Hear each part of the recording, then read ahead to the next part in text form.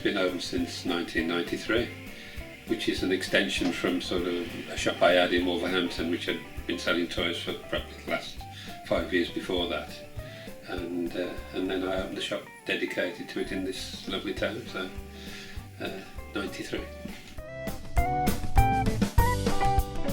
Well, as most people, you get an excess of toys when you collect yourself, and I thought, well, if I sell the toys in the shop together with the Steiff teddy bears, which my partner had a passion for, so really, yeah, that's the reason. Too many toys, and a shop would be nice. Dinky toys mainly, and trains, O-gauge trains, so dinky toys, corgi toys, you know, the classic die-cast, and Hornby O-gauge trains. Those are my specialist areas. I started by collecting dinky toys, nothing but dinky toys. I had a really, really good collection. But thinking that the prices might fall, I sold them all back in mid-90s. Since then I haven't collected at all, but I try and find the finest quality for the customers. I get fun out of having really nice stuff and selling good quality, so that's the reason I don't collect now. Here you can see a layout of an O-gauge train set.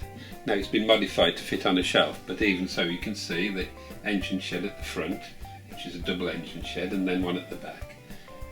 In between you've got a track with O-gauge trains and so on, and then on the shelves above you've got some more really nice O-gauge all together. It makes a nice display. So these are things you can do in your own home and make a really, really good layout in a smallish space.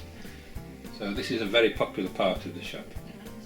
The signs that you see, the Hornby trains on the top and the bottom, those are original signs from the 30s. Oh, I suppose meeting the people, the collectors. You become friends with them over the years. We have many, many people who just come here for the day out, and we have a sit and chat, and they buy things and sell things, and it becomes a really friendly family sort of thing to, you know, to do. Thousands. It's a smallish shop, but there are thousands. I mean, Steiff teddy bears, we've got over 1,000 teddy bears, probably 1,400, 1,500. Similar amount of toys. So, you know, quite a few thousand toys. Plus a backup stock as well, so when we sell something we can bring it down. So. Oh, yes. But at least you have the pleasure of having owned it for at least a small while. So, for instance, if you buy a really good die-cast piece for a dinky toy that's extremely rare, you might have it for a couple of days and then it's gone. But you've had the pleasure of selling it and knowing that the guy who has bought it has got a really, really good piece. So that's you know, a pleasure for me. Dinky toys, Steiff teddy bears, corgi toys, the classic toys really. Usually the strong brand names like Hornby, Dinky Toys, Meccano, all of these things are actually the things that most people know about. The more obscure makes, they don't know about them, so therefore, you know, they're not as popular. So we have separate stock for swap meets.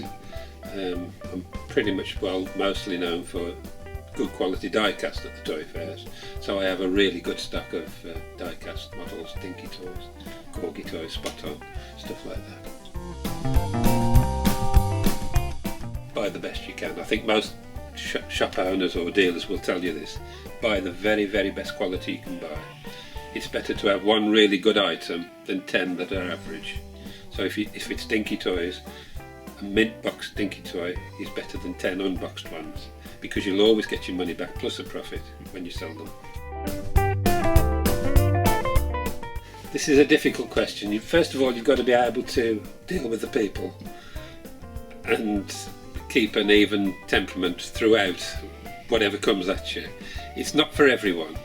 The overhead of running a shop, most people say, oh, it's going to cost me so much. Well, if you double the cost, that gives you more of an idea of what it's actually like. But it can be very satisfying. You get a lot of stuff bought in, you see a lot of nice people.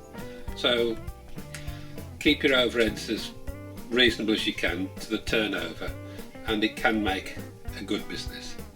but it's not for everyone because you're there every day and it takes all of your time.